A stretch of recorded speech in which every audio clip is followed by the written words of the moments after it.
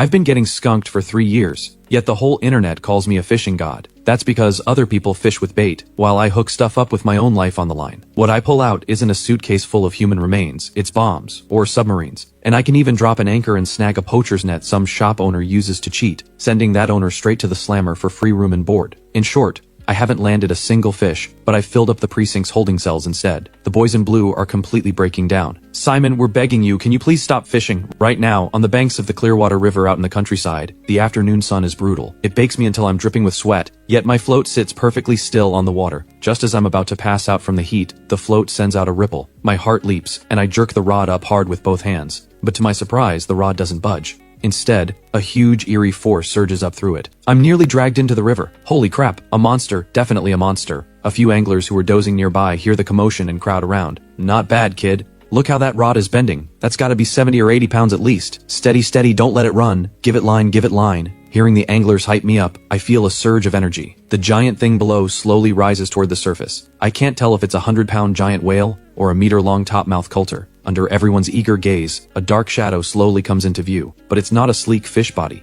It's a bulging green woven sack. Maybe because it's been soaking in the water for so long, it's covered in waterweeds and mud, looking like a big, hairy, round ball. Everyone around shakes their heads with regret. Aw, what a shame. How'd you end up fishing out a bag of trash? My mood plunges from the clouds to the dirt. Disappointed, I drag the sack up onto the bank, and instantly an indescribable foul stench spreads through the air, carrying a sickly sweet, nauseating note. An angler beside me can't hold it in, and immediately starts gagging. I pinch my nose and crouch down to retrieve my hook, but the moment I crouch, my pupils contract violently. Through the hole my hook tore open. A toe painted with red nail polish is clearly exposed. In that instant my mind goes blank with a buzz, and I drop to the ground, unable to move. An old man nearby sees this and eagerly leans in. Oh, got a treasure? Let me see it too. But the next second, the old man's words cut off abruptly, and a piercing scream tears across the riverbank. Murder! Someone's been killed! About 20 minutes later, red and blue police lights light up this stretch of wilderness. I'm sandwiched between two cops. I'm not wearing the bracelets, but the setup makes me look no different from a suspect. The veteran officer's name is Walter. He's the captain of the city's criminal investigation unit, with eyes like a hawk. One glance from him makes people shiver. I just wanted a bowl of fish soup. How was I supposed to know one cast would pull up this thing? Walter glances at my completely empty bucket, then points at the sack on the ground. Fish soup is off the table today. Come down to the station for a chat. In the interrogation room, I hold a paper cup, completely dazed. Walter sits across from me, flipping through his files with a grave expression. According to the forensic examination, the contents of the sack were indeed human remains, but the tissue had already fully decomposed. Only the finger bones and the surface fat were left. The estimated time of death was at least 2 years ago, so it truly had nothing to do with the young man in front of him. Walter closes the file and his tone softens a bit. Alright, enough chatter. After our check, you really are just an angler with terrible luck. Oh right, still want to go fishing for fish soup? My face goes pale. I wave my hands frantically. No more fishing. Never again. Not in this lifetime. After finishing all the paperwork, I carry my gear out the precinct doors, but I still feel that nauseating fishy smell lingering in my nose. I look at the gear in my hand, ready to dry it out and toss it. But to my surprise, the moment I lift the trash can lid, a sudden chime rings in my head. Detecting that the player's fishing spirit is shattered, with the index off the charts. The fishing heat map system has been bound to you. A successful catch earns points, and each point converts to $100 in cash. New user reward, 500 points. My hands freeze on the spot. 1 point equals $100,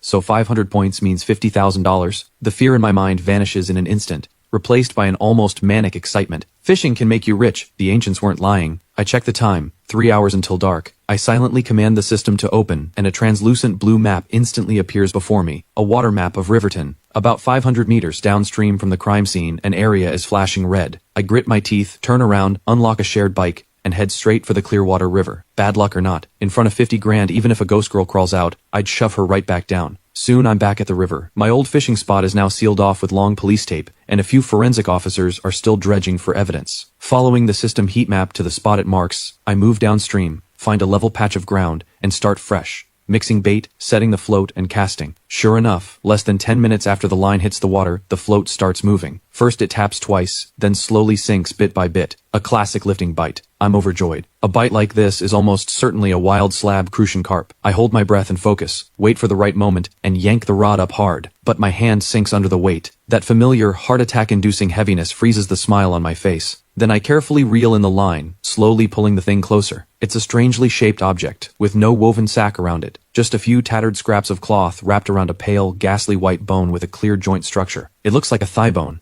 except the brake marks clearly aren't natural. My anxious heart finally dies completely, and a chill shoots from the soles of my feet straight to the top of my skull. Did I freaking stumble onto a nest of human remains? Stiffly, I pull out my phone. Detective Walter, you haven't clocked off yet, have you? Sorry to trouble you, but could you come out one more time? I caught another one. Walter rushes to the scene again, looking at me with 70% shock and 30% suspicion. Buddy, tell me honestly, did you used to be a tomb raider or learn some kind of treasure divining art? Detective Walter, if I'm telling you, I just wanted to catch a fish to improve my meals, do you believe me? Walter rolls his eyes, clearly believing me, then stares intently at the white bone. The earlier finger bones had been tested, and the DNA was found to perfectly match a sensational cold case from 2 years ago. This leg bone very likely came from the same person. That case was one I worked back then. We had locked onto a suspect, but because we never found the victim's body, the case kept dragging on. Who would have thought the crucial hard evidence would get fished out just like that? Alright, buddy, this counts as a contribution. Once we crack the case, I'll apply for a good citizen reward for you first thing. 3 days later, in the conference hall of the Riverton Criminal Investigation Unit,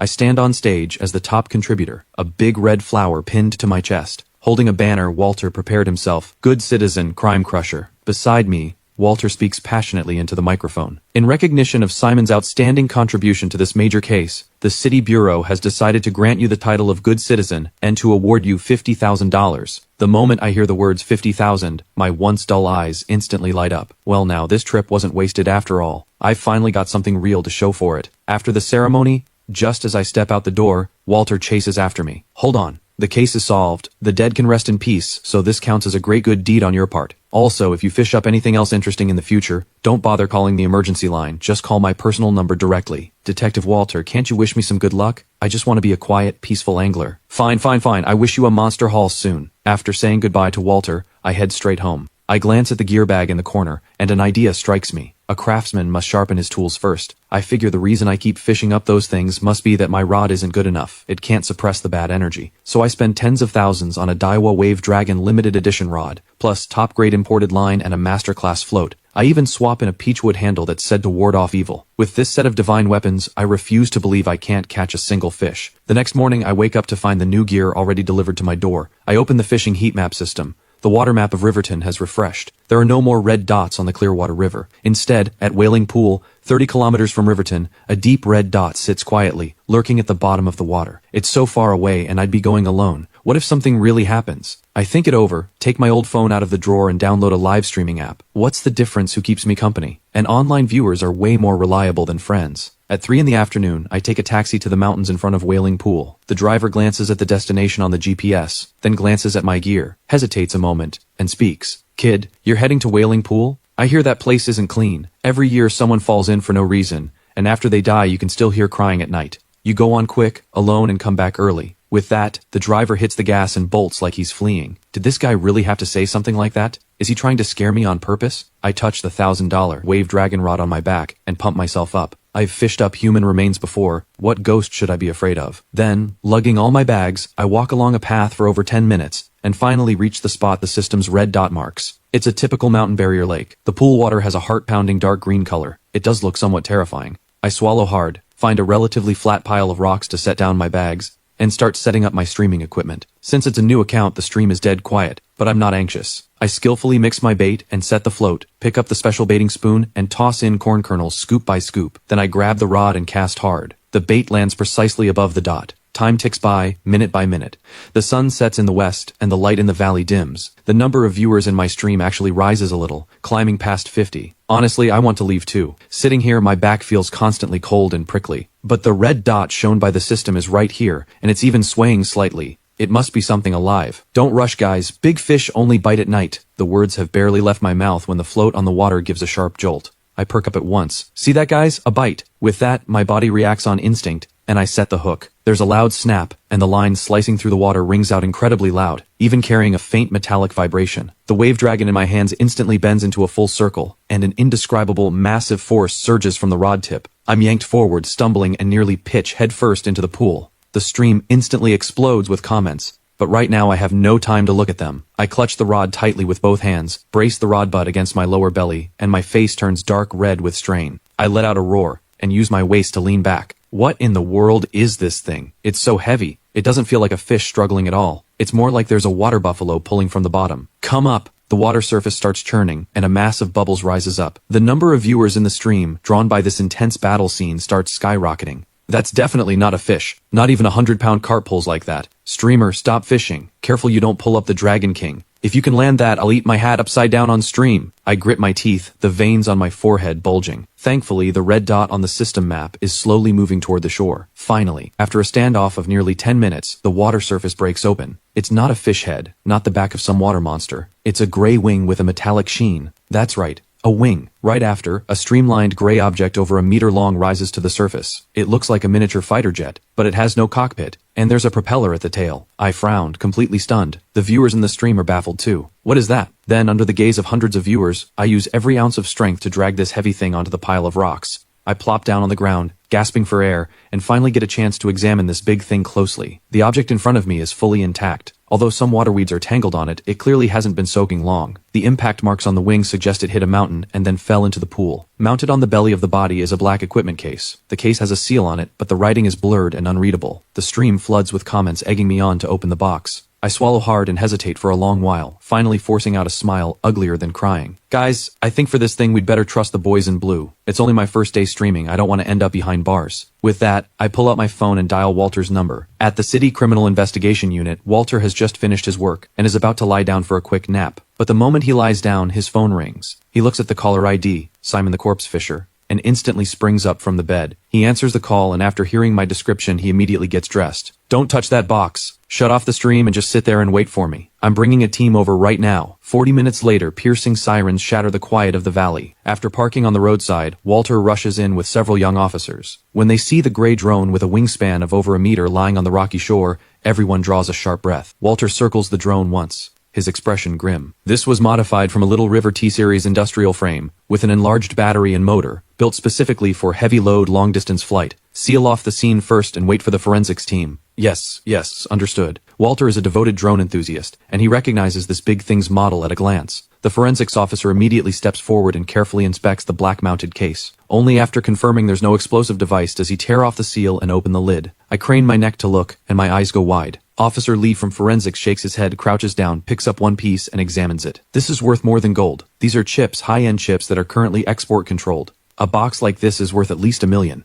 This has to be smuggling. Walter knits his brows. We did recently get word that a smuggling ring is using drones to run cross-border routes through the mountains. Who'd have thought one of them would crash into Wailing Pool and get fished out by someone? At this thought, Walter turns to look at me, this time with 30% shock and 70% suspicion. Kid, do you have some kind of informant in the underworld? How is it that wherever there's a big case you turn up? Detective Walter, heaven knows the truth. I really just wanted to catch a fish. Who knew this junk was in the water? Honestly, I'd rather it were a 100-pound carp. Walter shakes his head with a sigh and waves to the others. All right, take this stuff back first. Simon, you come along with us too. Got it. Actually, Detective Walter, can I sit up front this time? The back seat of the police car is too hard. Walter rolls his eyes again, clearly agreeing. That night, although my stream was cut off, the clip of an angler fishing up a drone spread across the internet like a virus. A day later, I become a celebrity in Riverton. Although the classified details can't be made public, the announcement that a public-spirited citizen helped the police crack a major smuggling case still went out. Combined with the dismemberment case being on TV before, my account's followers surged by over 50,000 overnight. The comment section is full of witty characters. Whoa, bro, are you really just a streamer? I suggest a thorough investigation. This is no angler. This is clearly a magistrate lurking among the common folk.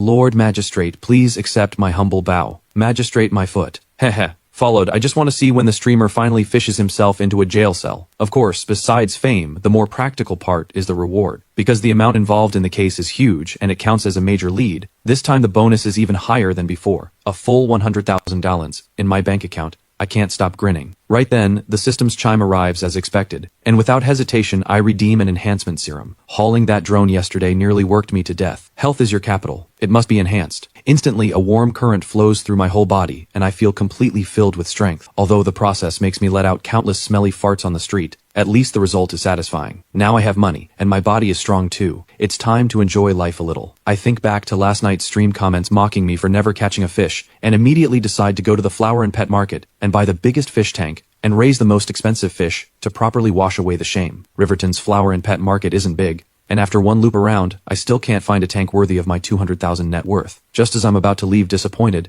the long silent system map suddenly flickers. I instinctively open it, and see a small dot lit up less than 2 meters to my left, but this time it's not red, it's a golden dot. The system's instructions have no description of a golden dot. Could it be some rare treasure? After all, gold always looks expensive. I stop walking, turn to look at the stall, and it's a small turtle vendor with a few battered plastic basins, crawling with turtles of all sizes. The vendor is an honest-looking old man. My gaze locks onto a grimy-looking foam box beside him, because on the system map the golden dot is fused right inside that box. Inside it, a palm-sized turtle lies alone, covered all over in dried mud, with 3 distinct black ridges running down its shell. Seeing me eyeing the turtle, the old man speaks up. I picked this up in the countryside a couple of days ago. It's some kind of green river turtle. If you want it, $100 and it's yours. A golden dot marked by the system for only $100. That's an absolute steal. I'm thrilled, and decisively buy it. I don't know what's special about it, but the system's guidance is never wrong. Then, walking along, I start my stream. Guys, let me show you something good. Just picked it up. $100. See if it's worth it. Riding the wave of that morning's announcement, the moment I go live, 3,000 people pour into the stream. Caught the magistrate. The magistrate's at it again with a turtle. Hold on, streamer. That turtle doesn't look like an ordinary turtle. If I'm not mistaken, this should be a wild golden coin turtle. Judging by the wear on its shell and the growth rings, it's at least several decades old. Worth 6 figures at the very least. Wait, isn't the wild golden coin turtle a protected species?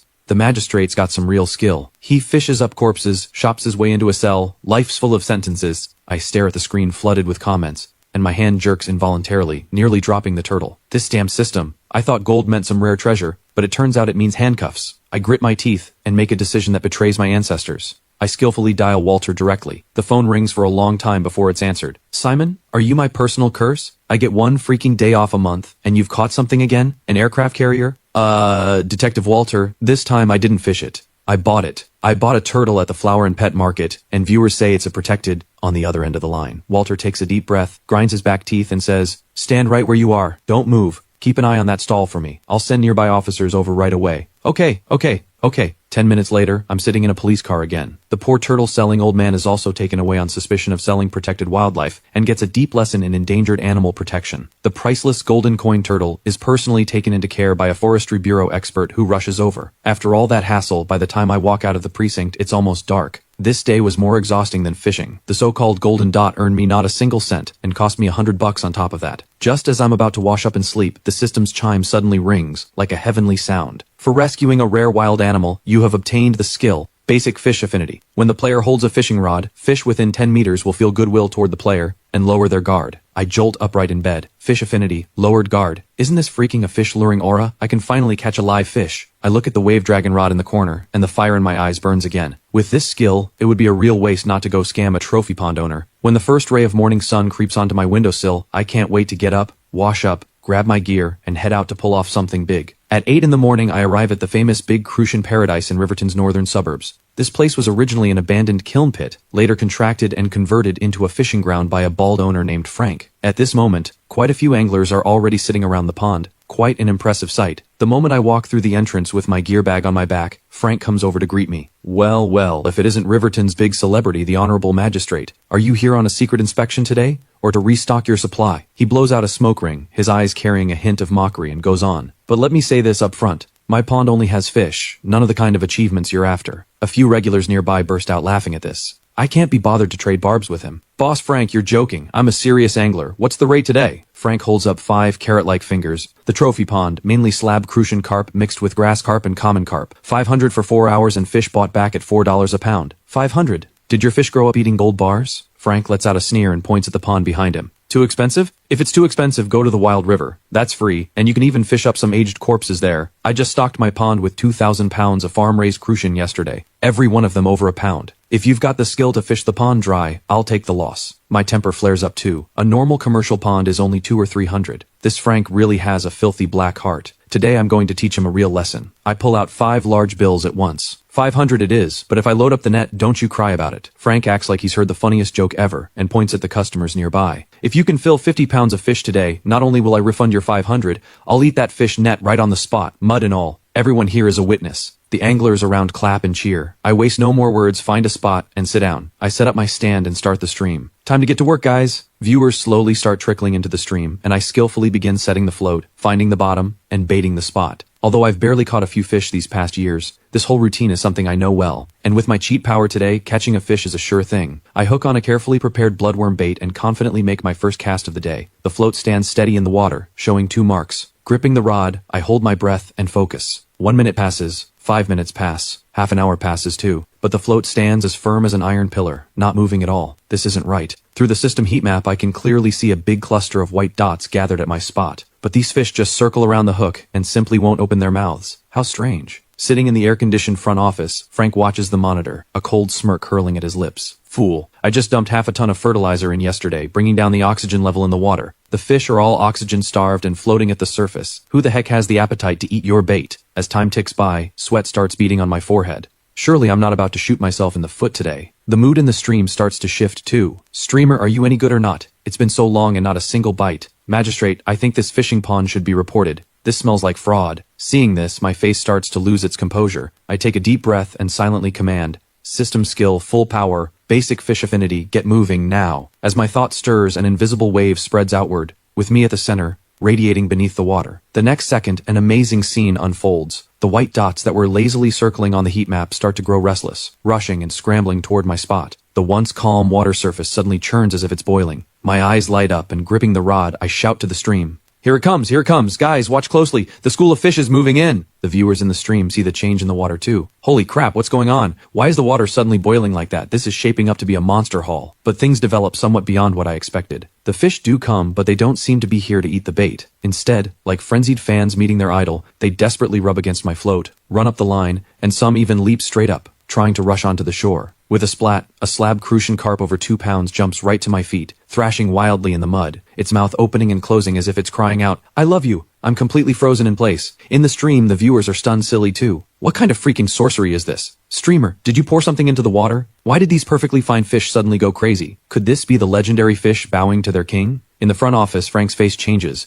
and the sunflower seeds drop from his hand in fright. In all his years running commercial ponds, he's seen monster hauls. He's seen people get skunked, but he's never seen fish jump onto the shore on their own. At this moment, I'm not feeling happy either. Instead, I'm breaking into a cold sweat. Although these fish circle around me, they simply won't bite the hook. I try lifting the rod, but only snag a single fish scale. Come on, just eat it, will you? What good is just rubbing? Just as I'm scrambling to deal with this swarm of frenzied fans, the corner of my eye suddenly catches something. Directly below the dense cluster of white dots, a familiar red dot has lit up, and around the red dot, ring after ring of sound wave-like ripples is radiating outward. My heart skips a beat. A red dot, another red dot, I knew it. This system will never let me fish in peace. But suddenly, something occurs to me. I turn my head and shout toward Frank in the distance. Boss Frank, is there something wrong with your fish? Why won't any of them go to the bottom? By now, Frank has also walked over, not far behind me, staring suspiciously at the pond full of fish. Hearing my words, he stiffens his neck and says, It's hot. The air pressure is low. Fish floating at the surface is perfectly normal. Your skills just aren't good enough. How can you blame the fish? You're just bad. I let out a cold laugh, look at the red dot at the bottom of the water, then turn to the camera and smile. Guys,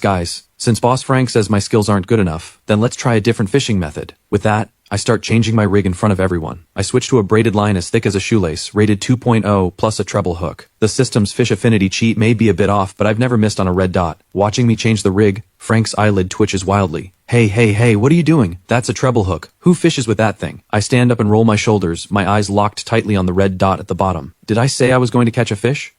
Watch closely. With that, like throwing a grenade, I aim straight at the red dot and hurl the treble hook down. With a splash, the treble hook plunges straight into the water bottom. I don't rush to lift the rod. Instead, guided by the system map, I drag it gently, feeling out the terrain beneath my hand. A tap, then two. Suddenly a sensation of snagging something hard comes through my hand.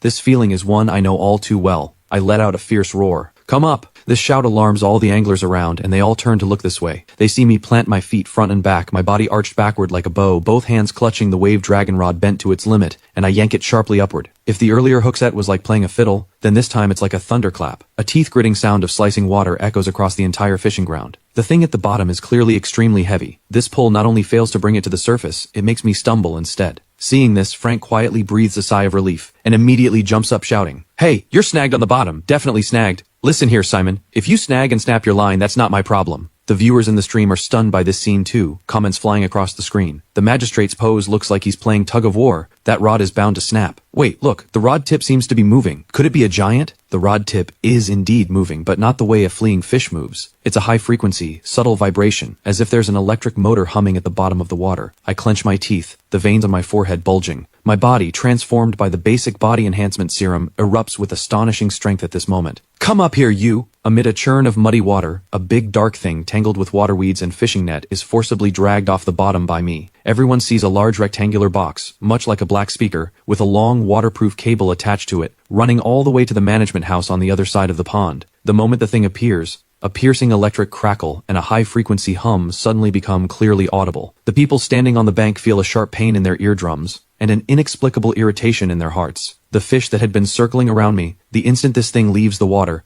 scatter all at once as if terrified, crashing wildly toward the shore, some even turning belly up. For a moment, all the anglers put down their rods and stare blankly at the black box. An old angler takes off his reading glasses, squints, and says, What is that thing?" I let out a cold laugh and clanged the thing down at Frank's feet. "Boss Frank, care to explain? This is your low air pressure, and your my skills aren't good enough." Frank's face goes deathly pale. He instinctively reaches to pull out the power cable, but I step on it with my foot. Guys, if I'm not mistaken, this thing is called a high-frequency sonic fish repeller, also known as the electronic version of a poacher's net. The anglers at the scene catch on, and instantly fly into a rage. "What the? No wonder I always get skunked. So it was you pulling this trick. I know about this thing too. Once it's switched on, every fish within 50 meters acts like it has a concussion. Forget eating bait, it's lucky just to survive. He's robbing us." A dozen furious anglers, gripping landing nets and rod stands, surround Frank completely. Frank's legs go weak with fear. "It's a misunderstanding. It's all a misunderstanding. This was left here from before. I accidentally bumped the switch on." "Who are you kidding? The cable's insulation is brand new. Refund us, refund us." Right at this moment, an urgent siren approaches from far to near. No one knows who called the police. The police car stops, the door opens,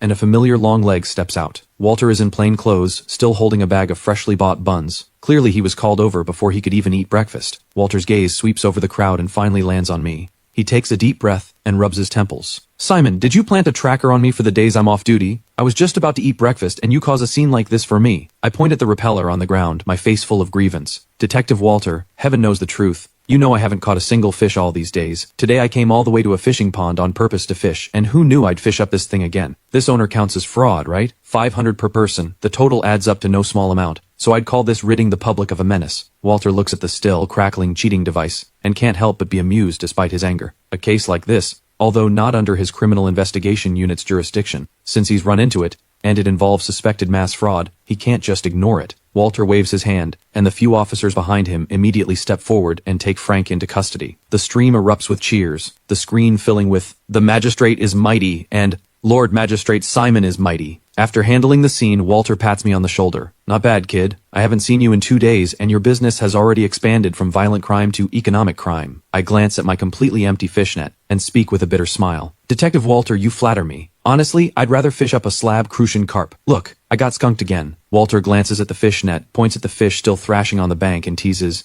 "Hey, isn't there one right there?" With one kick, I send the fish back into the water and shake my head. "Doesn't count. It's an angler thing. Picking one up doesn't count as catching it. Next time, I'll definitely catch a fish." Then Walter and the police cars roar off. The system interface before me refreshes with a new message. "Cleared a harmful interference source from the waters. Reward, 500 points." This business seems even more profitable than real fishing. At this thought, I quickly shake my head and fling this dangerous idea out of my mind. I'm an angler, not a bounty hunter. I mustn't forget my original purpose. I check the time. It's still early. So I pick up my empty fish net and swiftly move on to another spot. But what I don't know is that because of one photo going viral, I've already become a legend in Riverton's fishing circle. In the photo, I'm holding my iconic wave dragon rod, my foot on the fish repeller, with the sealed-off pond and a police car with flashing lights in the background. The caption is just one line, but every word cuts deep. "Attention, all fishing ground owners. This man's name is Simon. Wherever he goes, there's either a murder case or an owner going to jail." At 1 in the afternoon, I show up at the entrance of Happy Anglers Park in the east of the city, my gear on my back. Since Frank's place wasn't legit, I'll go to a proper one. They say the owner of this fishing ground is an honest man,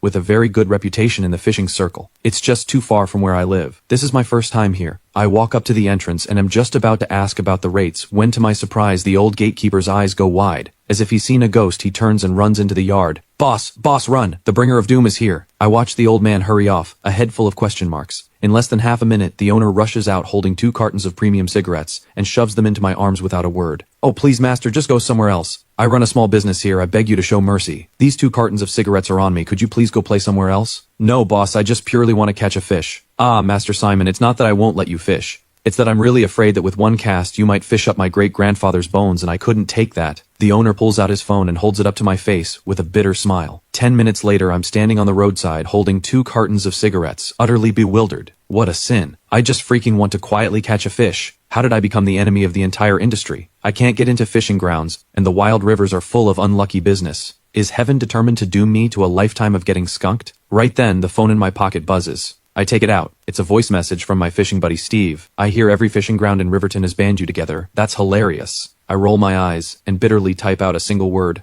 Buzz off. Steve sends another voice message. Don't get discouraged. If you can't get into fishing grounds, go to a reservoir. There are several large reservoirs in the counties below us, places like Dragon King Reservoir and Blackwater Pool. They're a bit far, but the fish are big enough, and they're wild, and no one will bother you, right? Hearing this, my eyes light up. That's true. A reservoir is so big and there's no owner to manage it. I can fish however I want, but soon I notice a problem. It's too far away. Taking a taxi back and forth with a pile of gear every time isn't practical. I look at the balance on my phone, and an idea grows wildly in my mind. Buy a car. I must buy a car. Not just any car. I'll buy one that can haul, run, and go off-road. A dedicated angler's vehicle. At this thought, my eyes turn rock firm. Forget the freaking commercial. Ponds. I'm marching into the big reservoirs and opening up expedition mode. No sooner said than done. I head to a car dealership, spend 10 minutes picking out an off-roader I like, then hit the gas and drive out through the dealership doors, leaving behind a trail of exhaust and stunned dealership salespeople. Right then, a chime rings in my head again. Detecting that the player now owns the first motor vehicle. The fishing heat map has been upgraded, expedition mode is now open, map permissions raised, and the current map scan radius is expanded to 100 kilometers. Looking at the virtual map that has instantly expanded countless times before me, my heart swells with ambition. Now,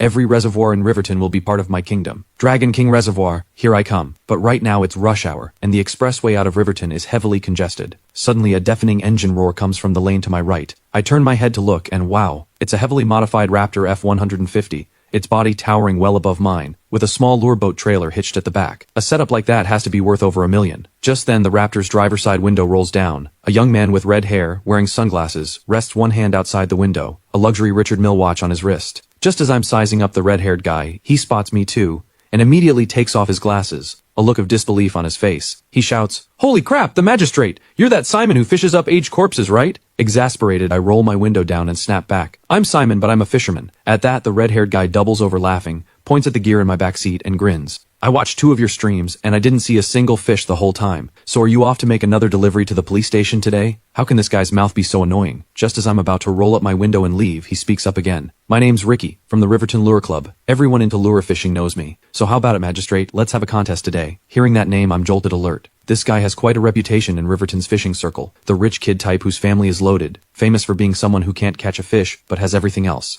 A top-tier gear collector. As the saying goes, all the gear, no idea. Without a second thought, I refuse. "Forget it, I'm not interested." "Don't be like that, I'm headed to Dragon King Reservoir right now. I hear it produces meter-long top-mouth coulter. Let's go play together. If you win, I'll give you that brand new Shimano lure combo in my trunk worth over 30,000. My hand, about to roll up the window, freezes. My Wave Dragon rod is good, sure, but it's a float fishing rod. Lure fishing is a high-end style I've always wanted to try, I just couldn't bear to spend on the gear. Looking at Ricky, I ask quietly, "So tell me, how do we compete?" "Simple. Whoever catches the single heaviest fish wins. If you lose, all you have to do is shout 3 times to your stream. Lure fishing is the only way, float fishing is geezer aerobics." I rub my nose. This rich kid is being extremely insulting. I glance at the system map, and at the center of Dragon King Reservoir, 50 kilometers from here, a huge dot is flashing. It's not red, and it's not white. It's a blindingly bright, pure golden color, and this golden dot is moving fast. The corner of my mouth curls up, lifting into a friendly smile. "All right, I'll take this bet. But when you lose, don't go crying to your mother. See you at Dragon King Reservoir." An hour later, we finally arrive at Dragon King Reservoir, one of Riverton's largest water sources. The water stretches vast and wide, and the glow of the setting sun scatters across the surface, beautiful as a painting. But I have no mind to admire the scenery, because right now Ricky is standing on his expensive-looking inflatable lure boat, showing off wildly. "See this? This is a bait casting reel, this is a long cast, and this is a fish finder. This is what they call technology changing life." I stand on the muddy ground of the bank and quietly take out my own Wave Dragon rod. Both our streams have already entered PK mode. Ricky is a streamer too. The moment we link our streams, the hype instantly explodes. Rich kid versus the magistrate.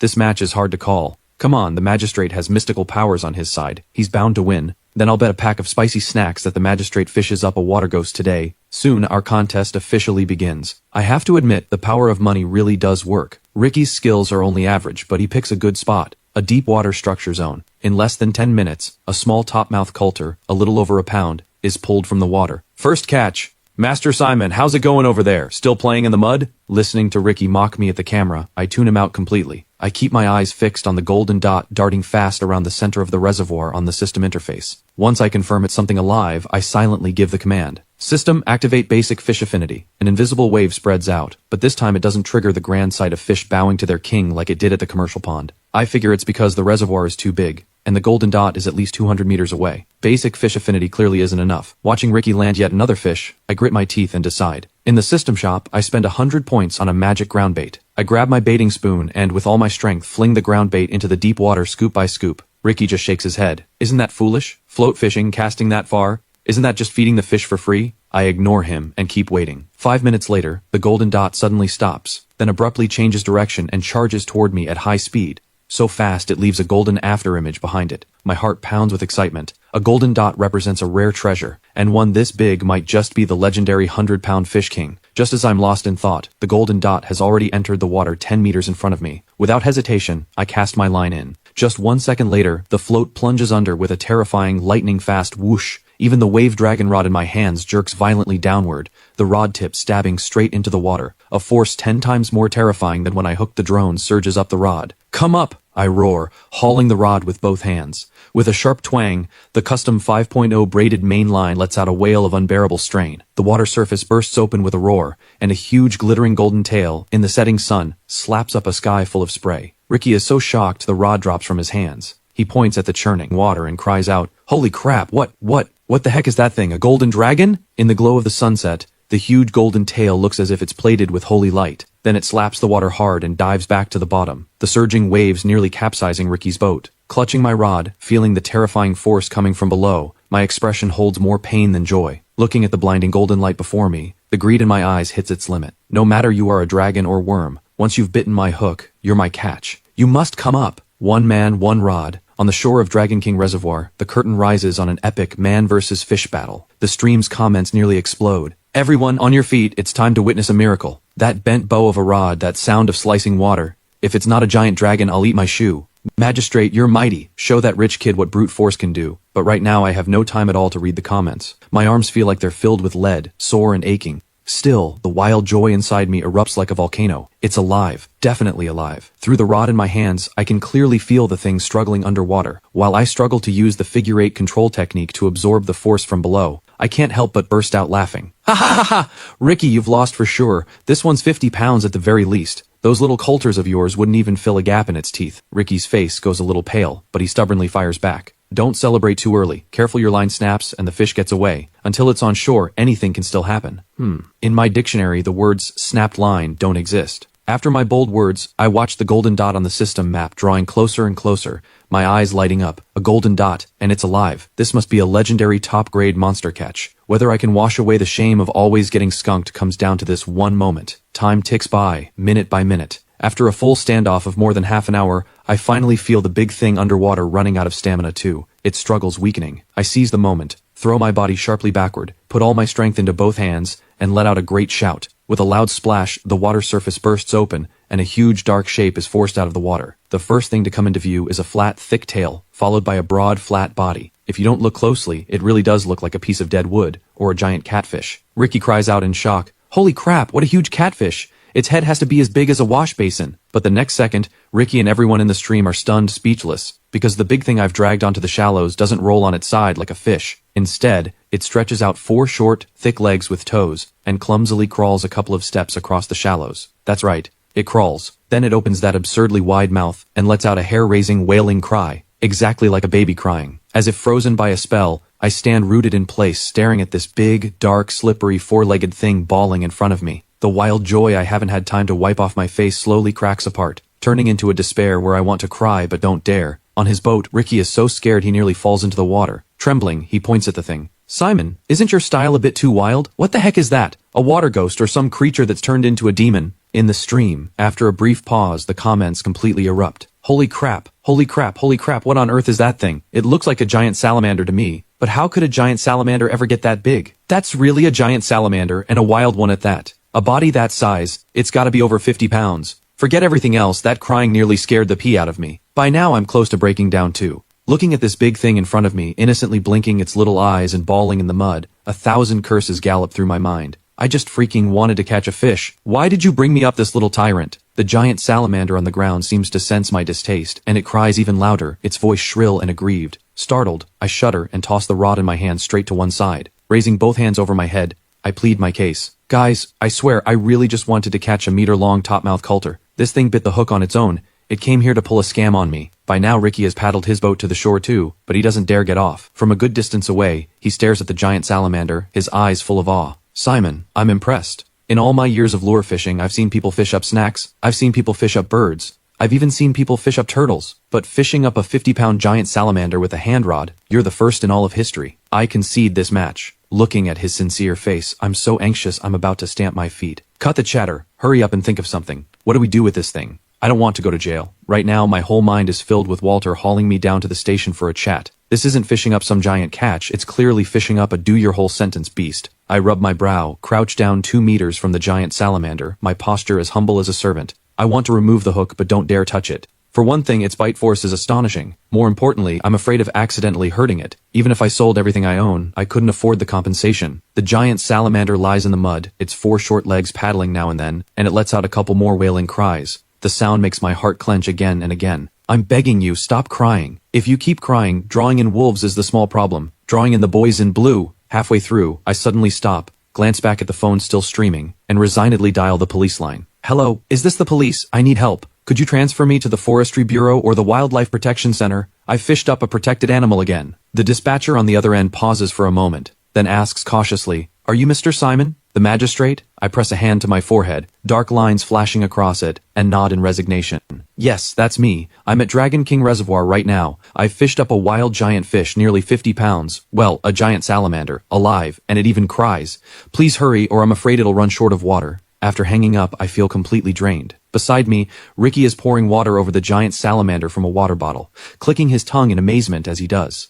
Simon, how on earth did it grow so big? One pot probably can't hold it. We'd have to split it into 2. Alarmed, I rush over and clamp my hand over Ricky's mouth. If you want to go to jail, don't drag me in. Every pound of this thing's meat is a prison sentence. Stew 1 pot of this, and you'd be eating prison cabbage and pork for the rest of your life. In the stream, the viewers who love drama are laughing like crazy. Young Master Ricky is quite the reckless outlaw himself. If he actually stews that pot of soup, we'd better start calling him Inmate Ricky. Detective Walter will reach the battlefield in 5 seconds. Speak of the devil, my phone rings again. The caller ID reads Walter. Trembling, I answer the call, and hear Walter's voice carrying a hint of mockery. All right, Simon, I was just working overtime, eating instant noodles, when the command center tells me you've stirred up trouble again. So I hear this time you didn't fish up an aged corpse, you fished up a crying child instead? My face is the picture of helpless misery as I defend myself. Detective Walter, please stop teasing me. I really didn't mean to hook it. It came and ate the bait on its own. I'm being wronged here. Alright, stop your howling. Larry from the Forestry Bureau has already set out with a team and I'll be there too. Take good care of that thing. Remember, it's a living medal of merit. I nod and hang up the phone. 40 minutes later, several pickup trucks marked Forest Patrol come bumping along the rugged mountain road, their headlights cutting through the night, lighting up my utterly defeated face. Sure enough, Walter has come along. The first thing he does after getting out is walk straight up to me, pat me on the shoulder, and then he can't help but burst out laughing. Seeing the resentment all over my face, he quickly says with a grin, Sorry, it's just that this scene is too amazing. With so many anglers out there, how is it that you're the one who hooks it up with a single cast? Several experts in white coats have already gathered around, gently lifting the giant salamander into a professional water tank. The lead expert, Larry, is so excited his beard trembles. A top specimen. Truly a top specimen. This is absolutely the largest wild giant salamander ever found in Riverton.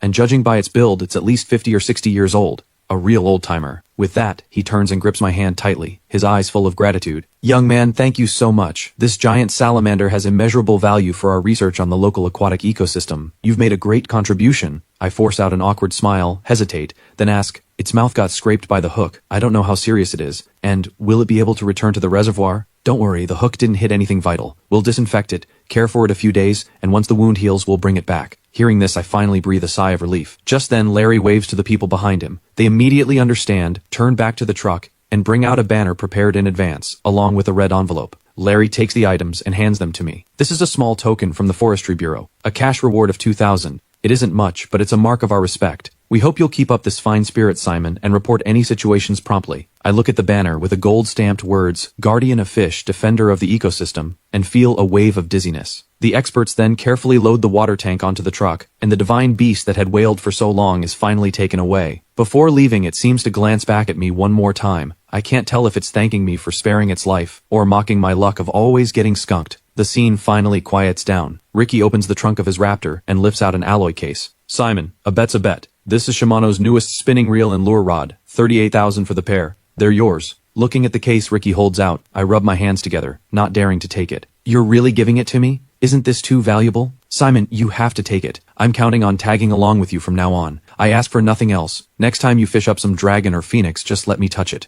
Looking at the heavy, top-tier lure gear in my hands, then at the empty fishnet beside me, all I can do is sigh up at the sky. I just want a bowl of fish soup. Why is it so hard? On the way back, my mood can only be called bittersweet. Today was nerve-wracking, but the haul was rich. I got $2,000 for free, plus a $30,000 set of top-tier gear, and Ricky calling me master at every turn. He even pulled me into the Riverton Lure Elite group, just so I could go in and open the eyes of those frogs at the bottom of a well. But the painful part is that today I got skunked again. As I drive, I mutter bitterly to myself. Damn system. I refuse to believe this. Next time I'll find a place without even a single ghost, and see what tricks the system can still pull. By the time I get home, it's the small hours of the morning. After washing up, I lie on the couch and wake the system. Catching the wild giant salamander today earned me 1,000 points, so my total now stands at 3,500. I open the system shop, hoping to find some treasure that can break the curse of getting skunked. But in the Today's Special Deals section, I see a new icon glowing faintly. Ultimate Eye of Insight, trial version, priced at 500 points per use. Once activated, the player's eyes can clearly see everything within 10 meters underwater, every scene, for a duration of 10 minutes. Looking at the feature description on the system interface, I bolt upright from the couch. Isn't this just a see-through cheat? Fishing used to be all about luck. With this thing, I can directly see what the fish are doing down below. Even just 10 minutes is enough for me to pinpoint the fish nest and strike with precision. Without hesitation, I spend 500 points to redeem one trial use. Next time I'll go to that Thousand Island Lake, where they say there are so many fish you could walk across the river on their backs. I refuse to believe that when watching a fish's mouth take in my hook with my own eyes, I could still fish up an aged corpse. I think happily to myself, and I'm just about to turn off my phone and sleep, when a local news pop-up suddenly catches my attention. Riverton Express. Recent heavy rain has raised the upstream water level. Fishermen have discovered large amounts of unidentified floating debris in the downstream waters of Lost Souls Bend. Rumor has it this stretch of water was where a merchant ship carrying government silver sank a century ago. At present, many treasure hunters are heading to Lost Souls Bend. Government silver from a sunken ship. I quickly open expedition mode on the system map, and see, in the river channel of Lost Souls Bend, a red dot flickering, faintly giving off a dark aura. Beside the dot, there's a dense cluster of golden dots. A red dot paired with golden dots. A red dot paired with golden dots. What does that mean? Could it be that danger comes with opportunity, an aged corpse comes with treasure at the bottom of the river? I swallow hard. I'm very tempted, but reason tells me that if I go, I'll most likely run into Detective Walter again. After hesitating for a long while, I rub my chin and mutter to myself, maybe I should give it another try. After all, I've got the Eye of Insight. I'll take a look at what's underwater first. If it's a corpse, I run. If there's something good, I fish it up. The next day, I sleep until noon, then set off in my car again, driving for a full hour and more before reaching Lost Souls Bend. Lost Souls Bend is so named because the river channel here forms a huge, sharp U-shaped curve. The current is fast, hidden reefs are everywhere, and because the terrain is so complex, things washed down from upstream often run aground here. Since ancient times, it's been a good spot for off-the-book salvage. By now, quite a few cars are parked on the riverbank, and dozens of people, holding detectors of all lengths, are sweeping the muddy flats for treasure like minesweepers. I park my car on a high spot, shoulder my gear, and skillfully start my stream. The moment I go live, the hype climbs. First in, my respects to the magistrate. Oh ho, isn't this Lost Souls Bend? They say this place has more water ghosts than fish. What? I heard you can fish up silver ingots here. Master, you went to Lost Souls Bend too? I'm on my way, save me a spot. That last comment is from Ricky. As I walk, I answer him casually, carrying my gear past the crowd of treasure hunters, and head alone to a backwater eddy where the bend is deepest and the current fastest. This is exactly where the purple red dot and the golden dots overlap on the system map. I stand on a rock at the water's edge and glance down at the murky, yellow, bottomless river water. I silently give the command. Activate the ultimate Eye of Insight. The next second, a cool sensation washes over my eyes, and the scene before me changes with it. The once murky yellow water rapidly turns transparent and clear in my vision, as if it has switched to a 4K ultra-clear picture. My sight pierces through the surface straight to the riverbed. I can't help but blurt out a curse. This riverbed is practically a giant garbage dump. Abandoned bicycles, rusted iron frames, even half the wreck of a tractor.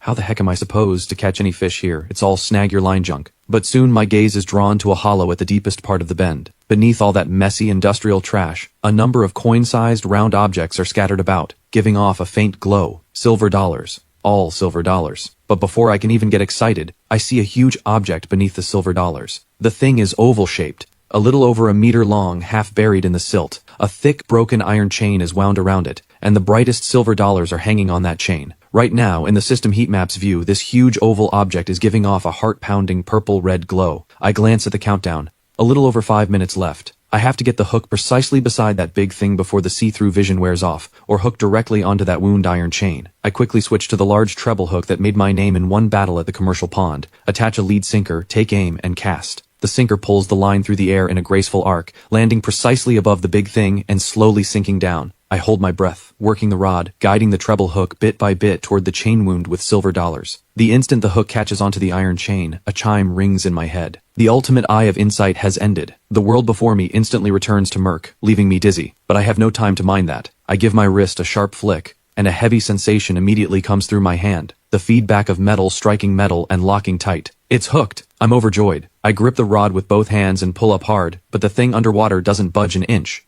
It feels like I've hooked the entire planet. I frown. Isn't this thing just too heavy? I think it over and over, and an idea pops into my mind. Since I can't pull it up, then I'll just have to bring out the heavy equipment again. Soon the crowd sees an unusual tug-of-war unfold on the riverbank of Lost Souls Bend. Except one side of the tug-of-war is my newly bought off-roader, and the other side is the unknown giant buried deep underwater. I take the electric winch cable and a nylon rope out of the car, slide the rope slipknot down along the taut fishing line, and, relying on my memory and the feel from the see-through vision a moment ago, loop it around an iron ring on that big thing underwater. This operation leaves the stream's viewers dumbfounded. Holy crap, is the streamer playing some brand new kind of fishing? Since when does catching a fish need a winch? I have a feeling today's situation is definitely no small thing. I have no time to watch the comments. Holding the winch remote, I stand on the bank. As I press the button, the winch motor lets out a harsh, grinding hum. The steel cable instantly snaps taut, and the front of the off-roader is pulled down slightly. Not far off, the mine-sweeping treasure hunters are drawn over by the commotion here. They crowd around to watch the show. Kid, you've fished up a sunken ship, haven't you? I'd guess it's a sunken log. This place has lots of those. Hope it's not a coffin you're pulling up. The crowd chatters away, and many even pull out their phones to record. The water surface starts churning violently. A mass of bubbles mixed with black silt rising up, and an old stale stench spreads through the air. Amid everyone's anticipation, accompanied by a great splash, the underwater giant finally reveals its true form. The first thing to emerge is a length of rust-covered thick iron chain, with dark round lumps hanging on it that still glint with a trace of silver. The moment I see this, my eyes light up. Silver. It really is silver. Right after, the big thing wrapped in the chain is also dragged by the winch onto the shallows. It's a huge oval-shaped lump of iron, covered all over in rust, looking neither like a coffin nor like a treasure chest. At the top of the iron lump is a protruding metal ring, and my fish hook, along with that tow rope, are hooked right onto this metal ring. I stop the winch, and lean in with a blank face to examine it closely. I keep feeling this thing looks somewhat familiar, like an oversized capsule, or like a giant gas tank. From the crowd of onlookers, the braver ones gather closer too. This metal shell is pretty thick. Looks like a part off some machine. Hey, look, there's writing on it. Looks like a foreign language. In the stream, the comments that had been spamming sick suddenly fall into a moment of dead silence. Then a bold red comment with an exclamation mark flashes across the screen like a thunderclap. Streamer, run! Don't touch that ring!